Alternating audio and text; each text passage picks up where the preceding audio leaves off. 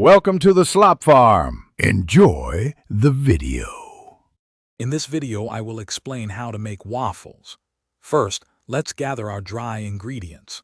You'll need 2 cups of all-purpose flour, 2 tablespoons of sugar, 4 teaspoons of baking powder, and 1/2 teaspoon of salt. Whisk these together in a large bowl. This ensures everything is evenly distributed, which is key for a consistent texture in your delicious homemade waffles. Next, we'll prepare the wet ingredients. In a separate medium bowl, whisk together 2 large eggs, 1 3/4 cups of milk, and 1 teaspoon of vanilla extract.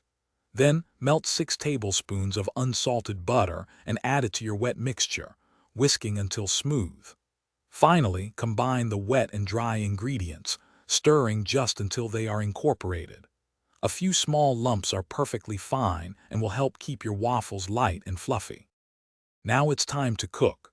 First, preheat your waffle iron to a medium-high setting. Once hot, lightly grease the plates with cooking spray or a brush of melted butter. Carefully pour about 1/3 to 1/2 cup of batter onto the center of the iron. The exact amount depends on your waffle maker's size. Close the lid and cook for approximately 3 to 6 minutes, or until your waffle is beautifully golden brown and crisp, and steam is no longer actively escaping. Once your waffles are cooked, immediately transfer them to a wire rack. This simple step prevents them from steaming and becoming soft, ensuring they stay wonderfully crisp. Serve your warm, golden waffles right away with your favorite toppings, like rich maple syrup, a handful of fresh berries, or a dollop of whipped cream.